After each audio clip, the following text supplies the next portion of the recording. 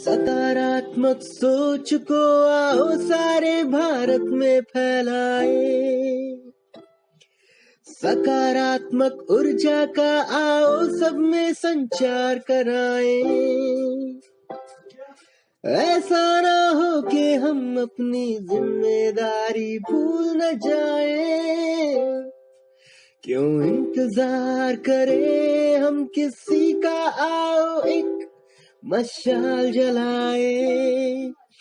सकारात्मकता के उदय का चलिए हम उद्घोष कराएं। RJS जय हिंद के नारों से अपना देश जगाए।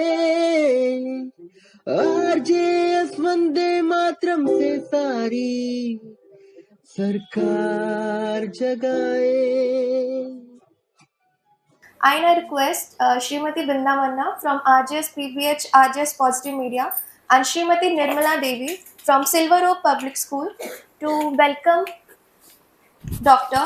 Nitin Shakya, SDM Patel Nagar, New Delhi.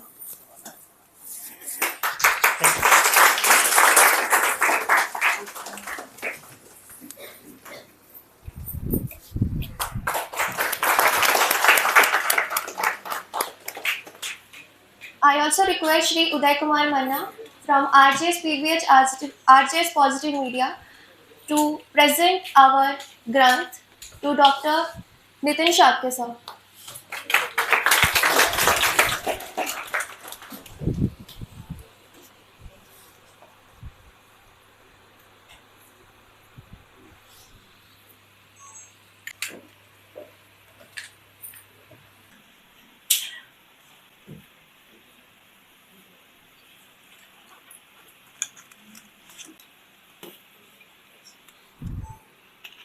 Jai Hind.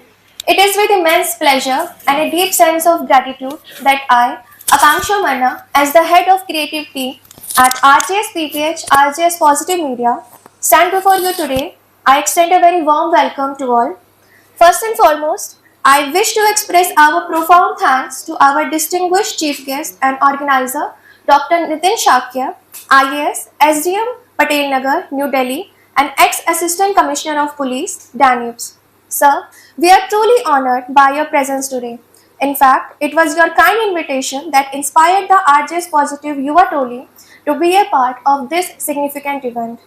The 434th Amrit Kal Ka Sakaratmak Bharat Uday program. Your encouragement has been invaluable and we are deeply appreciative of your continued support and commitment to your shared vision.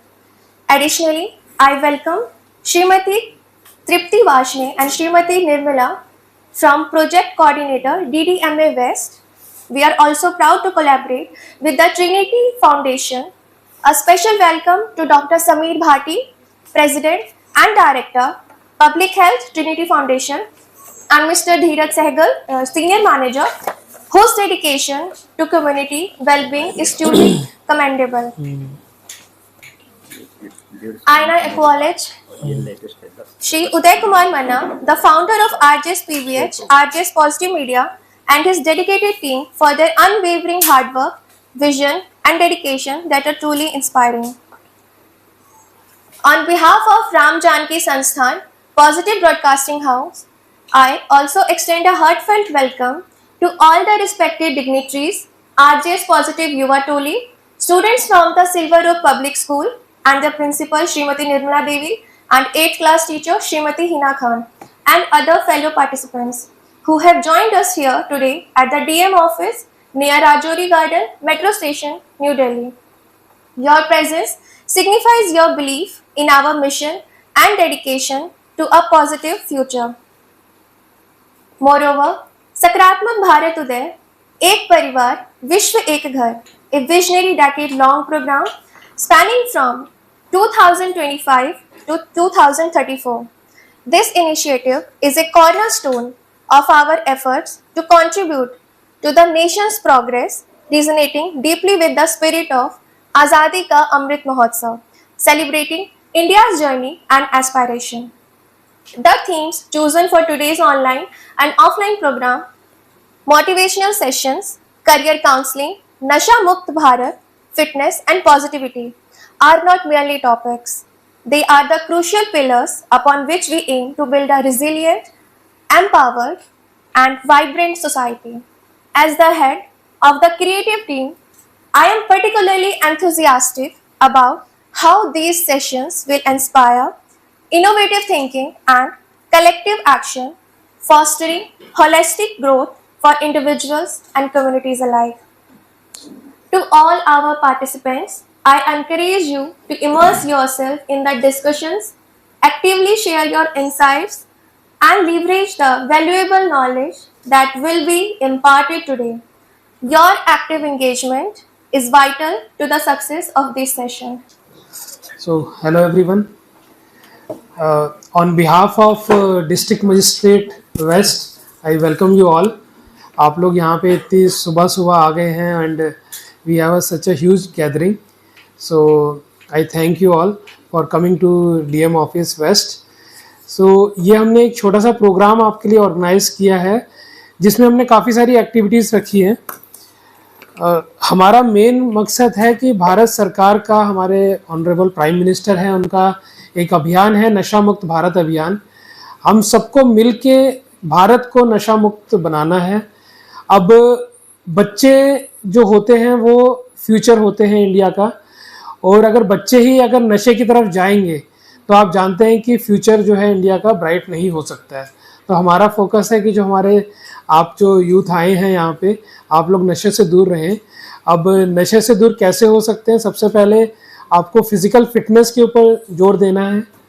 आपको अच्छा खान पान खाना है, physically fit रहना है. Second चीज़ है कि अगर आप लोग को एजुकेशन अच्छी मिलती है, सही डायरेक्शन में आपको एजुकेशन मिलती है, तो आप लोग नशे से दूर रह सकते हैं. अभी आपने देखा कि पहले के टाइम में पढ़ाई कितनी बोरिंग होती थी. अगर आपको कुछ भी डिफ़िकल्ट आ रहा है तो आप नहीं समझ सकते थे, लेकिन आज के टाइम में यूट्यूब है, और आज जैसे आपको सर ने बताया कि AI टूल्स हैं आपके पास. कोई भी टॉपिक अगर आपको नहीं समझ में आ रहा है तो AI टूल से आप कितना इंटरेक्टिव वे में उस चीज़ को समझ सकते हैं.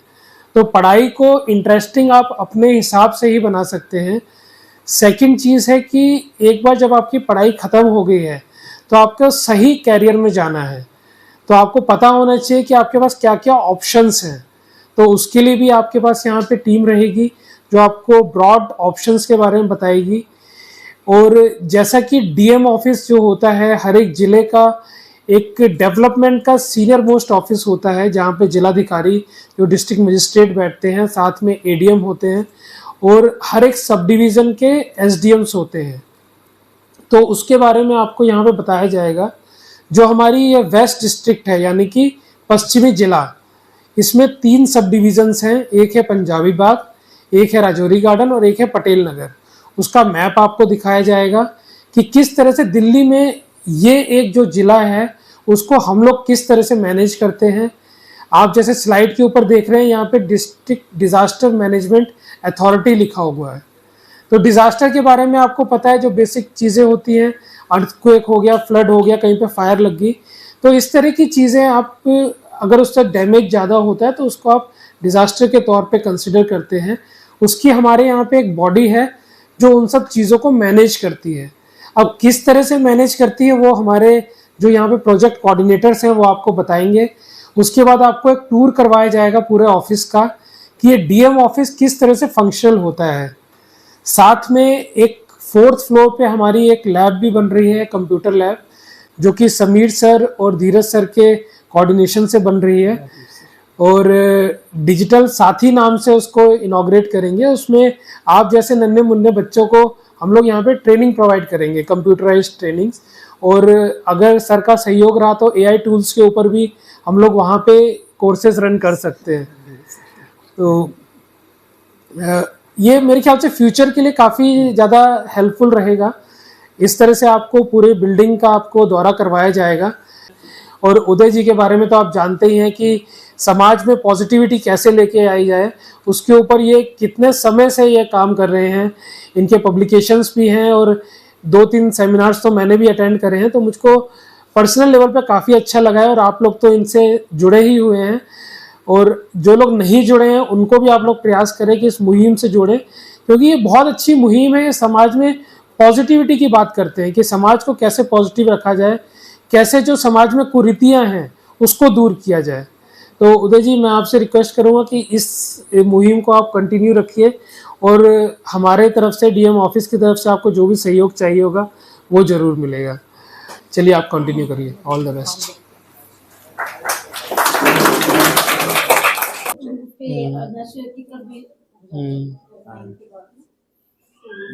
नशे का देखियो, आप लोग सबसे बड़े सोर्स हो कि अगर कोई नशा कर रहा है तो उसको कैसे बचा सकते हैं। आपके कोई साथी अगर आपको लगता है कि कोई पुड़िया वगैरह लेके आ रहा है या कोई इस तरह की दवा लेके आ रहा है, तो आप तुरंत अपने जो क्लास टीचर हैं उनको आप बताइए, क्योंकि ये बहुत ही बुरी लत होती है। अगर आज की डेट में आप उसे बचाएंगे तो आप ये सोचिए कि उसको एक नई लाइफ दे रहे हैं, क्योंकि अभी तो बच्चे को कुछ पता नहीं होता है, लेकिन धीरे धीरे उसका पूरा शरीर जो है वो पूरा डिस्ट्रॉय हो जाता है इस नशे की लत से। फिर वो दूसरी चीज़ें भी, इलीगल एक्टिविटीज स्टार्ट हो जाती हैं। नशा करेगा तो पैसे की ज़रूरत पड़ेगी, फिर चोरी करेगा उसके लिए, तो काफ़ी क्रिमिनल एक्टिविटीज़ वगैरह में भी इन्वॉल्व हो जाता है। हाँ, तो आप बिल्कुल नहीं चाहते ना कि इस तरह से आपके किसी दोस्त के साथ हो। तो अगर आपको कभी भी अगर ऐसा लगता है कि कोई भी शख्स इस तरह की एक्टिविटी कर रहा है, तो क्या करना है? हाँ, जरूरी नहीं है कि सबके सामने बताएं, अकेले में आके बता दीजिए, ताकि आप लोगों का नाम भी डिस्क्लोज ना हो और उस बच्चे की भी लाइफ बच जाए, है ना। तो आगे से ऐसा करेंगे आप लोग? पक्का? हाँ हाँ, नहीं, अच्छा है, इस तरह की चीज़ें आप करिए। कभी भी अगर आपको लगता है कोई भी अगर नशा कर रहा है, और पढ़ाई तो आप लोग करते ही हैं, टीचर्स जो होते हैं सबसे बड़े गाइड होते हैं आपके, क्योंकि उनको पता है कि इस लेवल से आगे आपको कैसे लेके जाना है। कभी भी आपको कुछ दिक्कत होती है, आपको दो लोगों को सुनना है, आपके पेरेंट्स और दूसरे टीचर्स। ये लोग ही आपको अच्छे से गाइड करेंगे। और कुछ भी अगर ज़िंदगी में आपको कुछ भी दिक्कत आती है तो इन लोगों से ही सहारा मांगिए, इन्हीं लोगों से डिस्कस करिए। टीचर क्लास में स्ट्रिक्ट ज़रूर होती हैं, लेकिन उनका जो हार्ट होता है ना, काफ़ी सॉफ्ट होता है। आप ये मत सोचिए अगर कोई डंडा लेके कोई टीचर डांट रहा है तो आप कोई परेशानी लेके जाएंगे तो नहीं बताएंगे। वो आपको परेशानी कुछ भी होगी तो उसका समाधान ज़रूर बताएंगे। वो बच्चों का चेहरा देख के पहचान जाते हैं कि बच्चे के साथ क्या चल रहा है। तो कभी भी कुछ दिक्कत हो, स्ट्रेस बिल्कुल मत लें। अपने टीचर्स के साथ, अपने पेरेंट्स के साथ उस चीज़ को डिस्कस करें, और हर एक समस्या का समाधान होता है। इस चीज़ को आप लिख लें, अपने दिमाग में बसा लें। कुछ भी अगर परेशानी आती है आपको, कभी एग्ज़ाम में मार्क्स कम हो गए, कभी गलती से फेल भी हो गए, तो ये मत सोचिए कि लाइफ का एंड हो गया है। कई बार वो नई शुरुआत होती है आपकी। होता है कि आप दोबारा डबल स्पीड से आप लोग तैयारी करते हैं। तो ये सब चीज़ें छोटी मोटी होती हैं, लाइफ में चलती रहती हैं, सबके साथ होता है। आप लोग जितने लोगों से मिलेंगे, उनसे इंटरेक्ट करेंगे, पता चलेगा कि सबके साथ कुछ ना कुछ दिक्कतें रहती है, लेकिन उन समस्याओं से कभी नहीं डरना है। क्या करेंगे? कभी भी दिक्कत आएगी तो, और अगर टीचर्स ने बात नहीं सुनी तो, और अगर पेरेंट्स ने नहीं सुनी तो ऐसा हो ही नहीं सकता कि ये लोग बात ना सुने। टीचर्स बात सुनती हैं, ऐसे ही पेरेंट्स भी बात सुनते हैं। ठीक है, तो मैं तो आपको शुभकामनाएं देता हूँ। All the very best. इसी तरह से अच्छे से पढ़ाई करिए, अपने बड़ों का सम्मान करिए।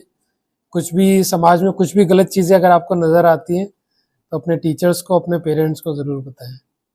ठीक है? सर, मेरा एक क्वेश्चन था। हाँ, आपका 2019 का बैच है, तो आपको से कितना टाइम लगा था यूपीएससी क्रैक करने में, और जो रिवीजन की स्ट्रैटेजी थी सर, वो मुझे जानना है। यूपीएससी क्रैक करने में 3 से 4 साल लगे थे, क्योंकि मैं ऑलरेडी वर्किंग था। जनकपुरी सुपर स्पेशलिटी हॉस्पिटल में मैं आईसीयू की ड्यूटी कर रहा था। तो जॉब के साथ ही मैंने पढ़ाई करी थी, और कोचिंग वगैरह नहीं ली थी, क्योंकि शेड्यूल उस तरह का नहीं बन पाता था। तो ये चीज़ आपको जाननी बहुत ज़रूरी है कि अगर आपके पास ऑलरेडी कुछ कमिटमेंट्स हैं तो उसके साथ भी आप अपने दूसरे लक्ष्य को हासिल कर सकते हैं। और एक दो टिप्स मैं आपको बताऊंगा कि भाई जब भी आप पढ़ाई करते हैं तो रिवीजन को आप ज़रूर ध्यान रखें।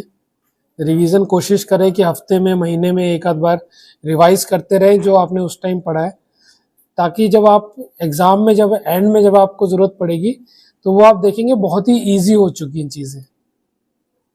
तो पढ़ाई करते रहिए, रिवाइज करते रहिए, कोशिश करिए जो आपके नोट्स हैं उसको छोटे से छोटे फॉर्म में बनाएं उस नोट्स को। जैसे एक पैराग्राफ होता है ना, तो उसका अगर समराइज करेंगे तो एक दो शब्दों में उसको समराइज कर सकते हैं।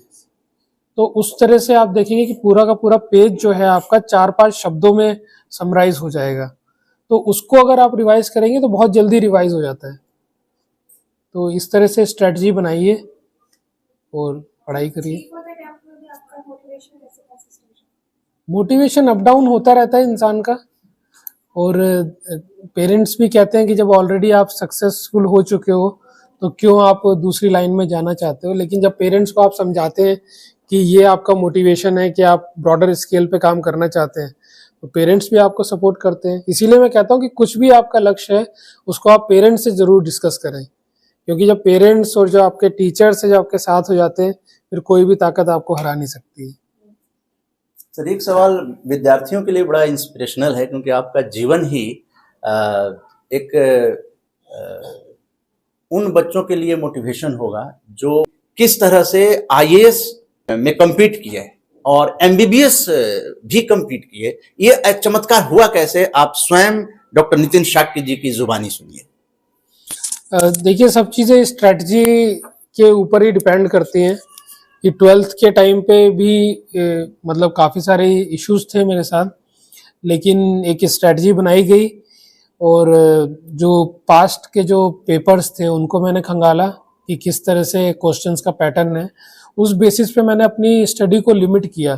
तो लास्ट के जो 2 महीने थे एग्ज़ाम से पहले, तो उसमें काफ़ी सीरियसली मैंने पढ़ाई करी थी।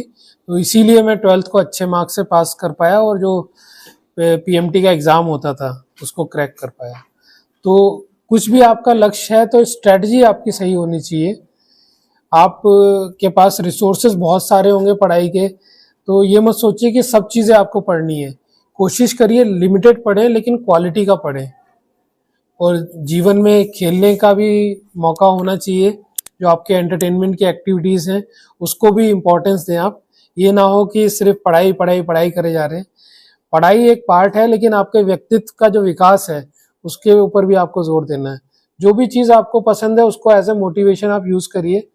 कई बार होता है कि बच्चों को, किसी को मूवी देखना पसंद है, किसी को बाहर जाके कुछ डिश खाना पसंद है, आइसक्रीम खानी पसंद है। तो एक टारगेट बनाइए कि भाई मेरे अगर 2 चैप्टर कंप्लीट हो गए हैं तो फिर मैं एक आइसक्रीम वगैरह या चॉकलेट यूज़ करेंगे हम लोग। या अगर एक 10-15 जो रिविजन्स हो गई हैं तो फिर जाके मूवी देखेंगे। तो जो भी आपका मोटिवेशन है उसको आप ऐसे पढ़ाई से आप लिंक कर देंगे तो आप देखेंगे कि आपका जो पढ़ाई करने का तरीका है वो काफ़ी ज़्यादा इम्प्रूव हो जाएगा। तो इन चीज़ों के ऊपर आप लोग फोकस करिए। सर, मुझे क्वेश्चन जैसे आपने बताया कि आप जॉब कर रहे थे, देन आपने यूपीएससी की प्रिपरेशन शुरू की, तो आपने अपना टाइम कैसे मैनेज किया था? जैसे हम कॉलेज स्टूडेंट्स हैं तो सुबह जाओ, देन 5 o'clock और 6 o'clock घर तक जाता है, तो टाइम मैनेज करने में थोड़ी इशू होती है बिकॉज कॉलेज का भी काम होता है। तो आपने वो चीज़ कैसे की? ये इसमें 2 तरह के स्टूडेंट होते हैं। एक जो होते हैं फुल टाइम जो तैयारी करते हैं, दूसरे होते हैं जो पार्ट टाइम तैयारी करते हैं। फुल टाइम वालों को तो कोई दिक्कत ही नहीं है, उनके पास टाइम ही टाइम है। पार्ट टाइम वाले हैं जो या तो कॉलेज जा रहे हैं, जॉब कर रहे हैं। तो हमें बिल्कुल ये नहीं सोचना है कि पार्ट टाइम है तो हम किसी भी तरीके से फुल टाइम वाले से कमज़ोर हैं। हमारे पास बल्कि डबल मोटिवेशन होना चाहिए, क्योंकि हमारे पास कम टाइम है तो हमें उस कम टाइम में ही आउटपुट ज़्यादा लेके आना है। उसकी एक तरीका होता है कि देखिए, सैटरडे संडे तो सभी के पास होता है, तो उसको आप यूटिलाइज करिए। और जो आपका ट्रैवलिंग टाइम होता है, दिल्ली जैसी जगह पे अगर कभी भी आप ट्रैवल करते हैं तो आप देखेंगे 1 से 1.5 घंटा आपको जाने में लगता है, इतना ही वापस में आने में लगता है। तो उसमें आप ऑडियो लेक्चर्स वगैरह सुन सकते हैं। तो 3 घंटे आपके वहाँ यूटिलाइज हो गए। और उसके बाद घर पे आके अगर आप 1-2 घंटे भी अगर पढ़ लेते हैं तो आपके 5 घंटे की डेली की स्टडी हो रही है, प्लस सैटरडे संडे को आप यूटिलाइज कर रहे हैं। तो सैटरडे संडे को ज़्यादा टाइम वेस्ट ना करें और जो ये ट्रैवलिंग का टाइम है उसको अच्छे से यूटिलाइज करेंगे तो आप देखेंगे कि इजीली आप किसी भी कंपटीशन में क्रैक कर सकते हैं। ठीक है। सर मेरा एक क्वेश्चन था, आफ्टर 12th आपने कौन सी कॉलेज चूज किया था और क्या कोर्स किया था? मैंने एमबीबीएस किया था मौलाना आज़ाद मेडिकल कॉलेज से।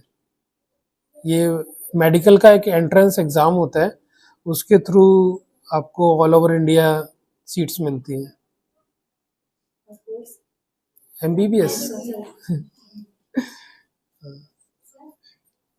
आप एक एमबीबीएस डॉक्टर हैं, फिर आपने आईएएस बनने के लिए कैसे सोचा कि मैं एक आईएएस ऑफिसर बनूंगा? देखिए, जो एक सिविल सर्वेंट होता है, चाहे वो एक एसडीएम की पोस्ट पे हो या एसीपी की पोस्ट पे हो, तो उसे बहुत ही बड़े स्केल पे काम करने का मौका मिलता है और काफ़ी लोगों की ज़िंदगी पे वो इम्पैक्ट कर सकता है।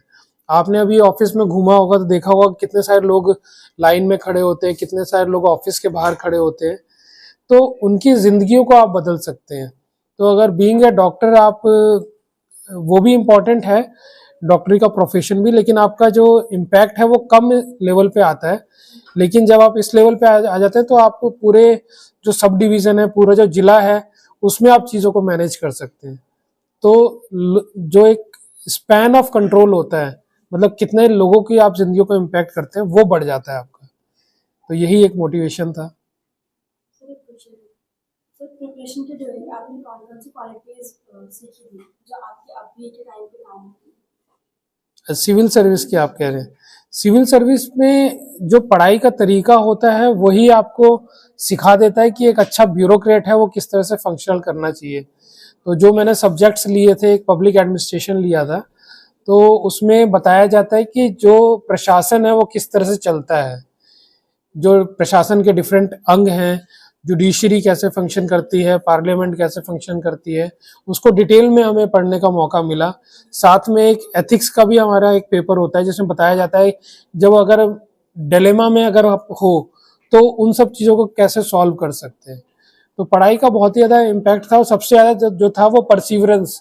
जो 3 साल का जो मेरा पुराना टाइम था कि आप फेल हो रहे हैं उसके बाद भी आप लगातार पढ़ाई कर रहे हैं, तो वो परसिवरेंस होना ज़रूरी है, तभी आप इस तरह की पोस्ट में आपको हर एक तरह के लोग मिलते हैं। तो कंसिस्टेंसी आप कैसे बनाएं वो सब चीज़ें आपने पहले ही सीखी रखी हैं। तो अभी हम सारे स्टूडेंट ही हैं, तो हम ऐसी कौन कौन सी क्वालिटीज डेवलप करने के बारे में सोचना चाहिए जो ओवरऑल हर फील्ड में काम आने वाली है? सबसे इम्पॉर्टेंट तो है पॉजिटिविटी, कि हमेशा आपको पॉजिटिव रहना है। चाहे कभी भी कुछ भी नेगेटिव चीज़ें आती हैं तो उसमें पॉजिटिविटी आपको खोजनी है, ढूंढ लेना है कि भाई इसमें कुछ ना कुछ तो पॉजिटिव होगा ही। सेकंड चीज़ है, कभी हार नहीं मारनी है। अप्स एंड डाउन सबकी लाइफ में होते रहते हैं, तो ये नहीं है कि भाई डाउन फेज चल रहा है तो कुछ नेगेटिव स्टेप आप लोग ले लें। वो अप्स एंड डाउन, अगर आज डाउन है तो कल आप दोबारा से प्रोग्रेस करेंगे ही। और तीसरी है कंसिस्टेंसी, जो भी चीज़ आप करें कंसिस्टेंटली करें। अगर आप एक्सरसाइज कर रहे हैं तो ये मत सोचिए कि आपने एक हफ्ते एक्सरसाइज कर ली फिर आप पूरे महीने आप लोग अच्छे से फैटी चीज़ें वगैरह खा रहे हैं और आपको फिटनेस हो जाएगी, ऐसा नहीं होगा। आप कम एक्सरसाइज करिए लेकिन पूरे महीने आप लगातार करिए, आधे घंटे ही करिए। सिमिलरली पढ़ाई है, पढ़ाई भी आप कंसिस्टेंटली करिए, 4-5 घंटे जो भी आप पढ़ते हैं, लेकिन डेली पढ़िए। तो ये 3 चीज़ों के ऊपर अगर आप फोकस करेंगे तो लाइफ में एक सक्सेसफुल इंसान बन सकते हैं। क्वेश्चन है हाँ, सर हमें एग्जाम के टाइम पे अपने टाइम को कैसे मैनेज करना चाहिए? एग्जाम के टाइम पे टाइम मैनेज नहीं कर पाओगे आप, इसीलिए मैंने बताया कि आपको कंसिस्टेंट होना है। आपको पूरे साल मेहनत करनी है, पूरे साल में जो भी आपके नोट्स हैं, जो आप पढ़ते हैं, उसको समराइज करना है। जैसे मैंने बताया कि एक पेज जो है वो आपके 4-5 लेटर्स में कन्वर्ट हो जाता है। तो इस तरह से हमारे जो नोट्स है ना, जो हमारे पढ़ने के जो मटेरियल है, उसको जितना शॉर्ट आप कर सकते हैं उतना शॉर्ट करिए। सेकंड है, उसको रिवाइज करिए, और रिवाइज करेंगे और कम चीज को पढ़ेंगे तो आप देखेंगे एग्जाम के टाइम में आपको कभी भी दिक्कत नहीं आएगी, क्योंकि बहुत कम पढ़ना है आपको और ऑलरेडी आप पहले रिवाइज कर चुके हैं उन चीजों को। सर मेरे को एक चीज, जैसे अभी 8 क्लास में है तो 12th के बाद सोचा है कि कॉमर्स लेके बिजनेस लाइन में जाने के लिए। तो क्या अब हम जो अभी 8th में है तो अभी से हम उसमें थोड़ा फोकस कर सकते हैं कि हम देख सकें कि बिजनेस लाइन में की क्या चीज चल रही है और मतलब कैसे हम उसको आगे जाके कर सकते हैं। हाँ बिल्कुल, आप जिस भी फील्ड में आपका इंटरेस्ट है उन चीज़ों को आप एक्सप्लोर करना अभी से स्टार्ट कर सकते हैं। और सबसे अच्छा सोर्स होता है न्यूज़पेपर और जो डिजिटल न्यूज़ आती है टेलीविज़न वगैरह पे, उसमें जो भी आपको इंटरेस्ट करता है उन चीज़ों को देखना शुरू करिए। जैसे कि आप बिजनेस में जाना चाहते हैं तो बिजनेस का एक कॉलम आता है न्यूज़पेपर में, उसको पढ़िए। बेसिक जो वोकेबलरी है उसको आप इंटरनेट पे सर्च करिए। न्यूज़ में बिजनेस न्यूज़ आती है, उसको आप देख सकते हैं। तो थोड़ा सा टाइम डिवोट करिए, आपका माइंड और ओपन होगा उसमें। मतलब सर हम पढ़ाई के साथ वो भी करूँगा तो कोई प्रॉब्लम नहीं नहीं, ये सब चीज़ें तो आपको करनी ही है। वही मैंने बताया कि पढ़ाई एक पार्ट है, लेकिन आपका जो पर्सनैलिटी डेवलपमेंट है और जो आपका लॉन्ग टर्म गोल है उसके ऊपर भी आपको फोकस करना है। Sir, I have a question. Which stream should I take after class 10 if I want to prepare for UPSC entrance examinations? Actually, it depends in which field you are comfortable with. If you like science subject, then you should go for that. Some of the students like art subject, so accordingly, so it's totally up to you. And there is no one best field. किसी भी आप stream में जाएंगे, you can do wonders depending on your skill, personal skills. Thanks. Sir फिर line से आ जाएंगे बच्चे। ये लेटर ऑफ अवार्ड को प्रेजेंट किया जा रहा है और ये award for skill card worth 20,000 career counselling and motivational session by SDM Patel Nagar Shri Nitin Shakti ji. एक बार जोरदार तालियां बजाइए। RJS PBH RJS positive media में 10 साल से क्रिएटिव हेड के रूप में आकांक्षा मन्ना, जिनकी परफॉर्मेंस आप लोगों ने देखा है, और बहुत सारे न्यूज़ आइटम्स इनके आरजेएस पॉजिटिव मीडिया पे मिलेंगे। तो आकांक्षा मन्ना, आइए एसडीएम श्री डॉक्टर नितिन शाक्ति जी से ये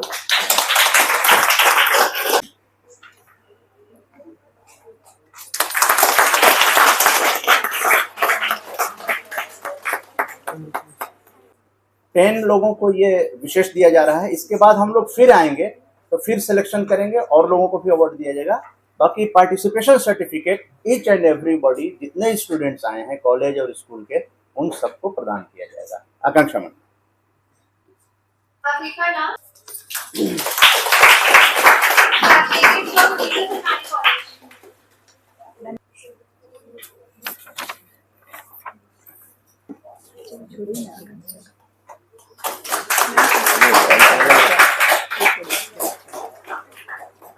Raksha Ayu, class 11 student from KVBSF Ramchala.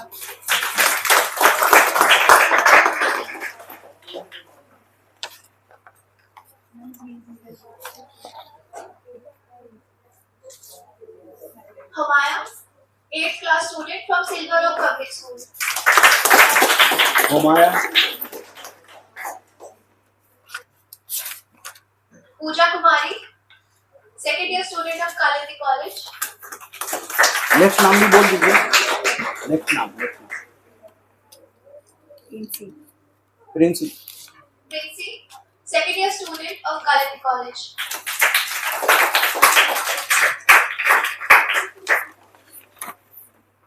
Next बोल दो नाम से यार।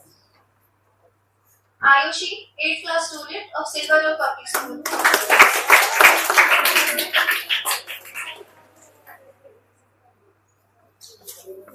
Soni, second year student of Kalandi College.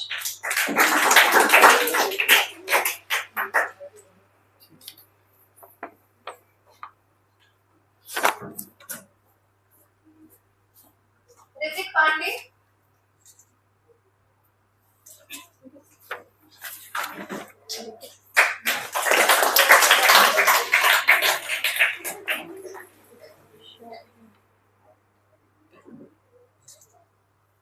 and last आप सामने।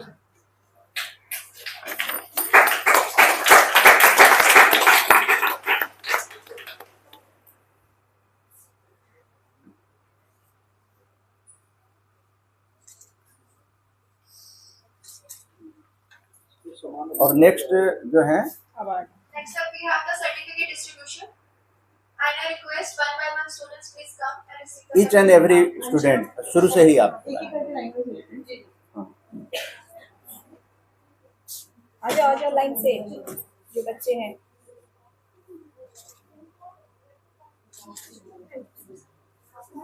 बेटा क्लैप प्लीज, आप लोगों को ही मिल रहा है।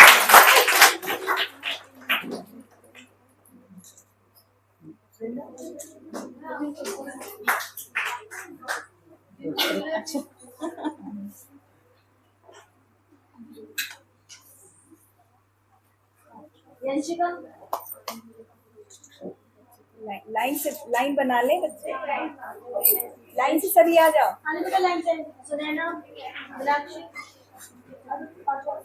आप सभी उधर से आ जाइएगा। सभी बच्चे तो सबको मिलेगा सर्टिफिकेट। साफ